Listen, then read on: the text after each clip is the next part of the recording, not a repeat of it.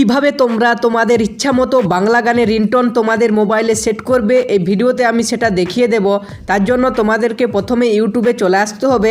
ইউটিউবে এসে সার্চ করবে বাংলা রিংটোন বা তোমাদের যে পছন্দের গান সেই গানটা সার্চ করার পরে তোমাদের গানটা বেরিয়ে যাবে।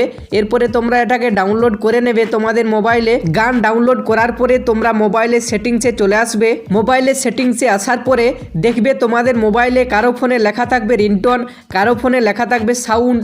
যেমন আমার ফোনে লেখা আছে সাউন্ড অ্যান্ড ভাইব্রেশন, তোমরা এই অপশানটাই ক্লিক করবে। এরপরে এরকম কিন্তু একটা ইন্টারফেস বেরিয়ে যাবে। এরপরে একটু পেজটাকে স্ক্রল করবে। যদি তোমার মোবাইলে দুটো সিম থাকে লেখা থাকবে সিম 1 সিম 2। এরপরে যদি তুমি সিম 1 এর রিংটোন সেট করতে চাও তাহলে সিম 1 এ ক্লিক করবে। এরপরে এরকম পেজ পাবে। এই পেজটার একেবারে উপরেই দেখো লেখা আছে কাস্টম রিংটোন, এই কাস্টম রিংটোনে ক্লিক করবে। এরপর কিন্তু তোমার মোবাইলের মিউজিক লাইব্রেরিটা খুলে যাবে। তুমি যে গানটা ডাউনলোড করলে না যে রিংটোনটা, সেই রিংটোনটাকে তুমি এখানে সিলেক্ট করে নেবে। রিংটোন সেট করার পরে ব্যাক করে নেবে।